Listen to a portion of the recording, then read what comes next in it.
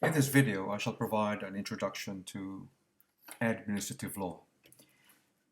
And in particular, the purpose of having this lecture video will be to discuss and explain the role of administrative law, the relationship between the separation of powers and administrative law, the scope of administrative law, principles and values of administrative law, the boundaries of administrative law, and to talk about the special issue which involves the private and public functions divide.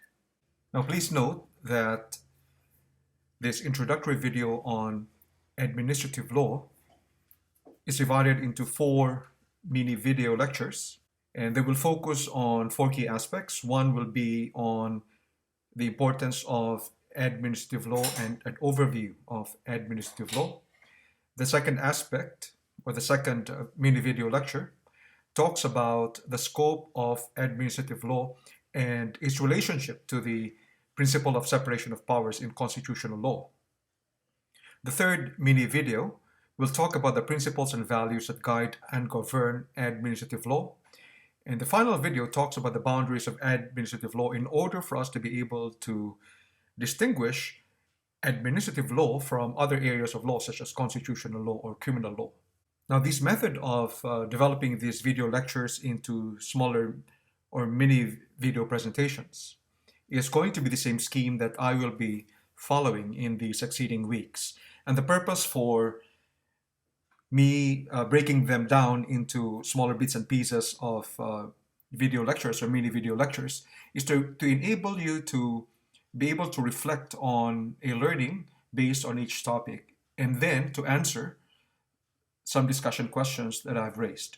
And this allows you, therefore, hopefully, to be able to engage more deeply with the learning content and to avoid a process of just passively listening to whatever learning content is actually discussed in these video lectures. So let's begin by talking about why administrative law is actually important to you. The thing is, we need to realize that each day, government decisions, particularly the decisions of the executive, actually impact our lives each day and regularly. And the role, therefore, of administrative law is to seek to limit and regulate the conduct of government in its dealings with us. So let's let's go deeper into the issue of what exactly is administrative law. Administrative law is actually the body of law, rules, practices, and institutions that controls and regulates and enables persons and corporations to challenge and seek a review of government decision-making and action, particularly the executive branch of government. It has also been more broadly characterized as the area of law that focuses on the executive branch of government or the administration, and is involved in constraining and controlling the conduct of governors in their dealings with their governed. So the focus really of administrative law is to provide an avenue by which persons and corporations may actually seek to limit the powers of executive government. Because when you think about it, the executive government wields enormous coercive powers which impacts the lives of people each day. We can actually see the involvement of and the impact of administrative law in our daily activities by looking at these examples. It can involve administrative law can be invoked in relation to applications for licenses, such as driver's licenses or firearms license or building license to renovate a house. So in other words, when you make an application for these licenses and the government turns you down or fails to make a decision on your application, then you can invoke administrative law to be able to test the decision or the failure to make a decision by the executive government. It can also relate to the registration of motor vehicles or the applications for passports or visas, even the adoption of children. It also involves the registration of births, deaths, and marriages, the registration of a person's change of name by deed poll. It could also be invoked in relation to business registrations or in terms of applications for unemployment, child support, state housing, and other social security or taxation benefits. So in these instances, when the government makes a decision or fails to make a decision, or the conduct of the executive is something that can be questioned because it fails, for example, to follow the rules of natural justice, then a person who is aggrieved can then invoke administrative law in order to question the decision or non-decision or even the conduct of the executive government. So looking at the importance of administrative law in society, without administrative law, it would be difficult for individuals to challenge and seek a review of government decision-making and action.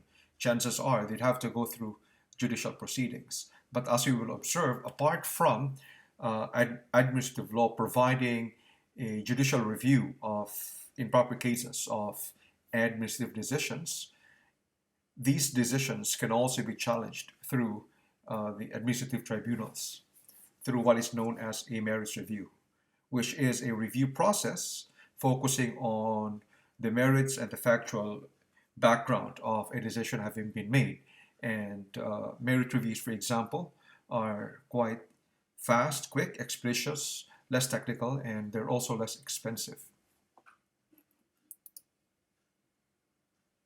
So going back, if you look at the role of administrative law, we can see that it is actually the avenue by which there is an intervention by law between the executive government, which enforces the law, and the people or the governed, who then have a mechanism for appeals to tribunals regarding the implementation or enforcement of the law.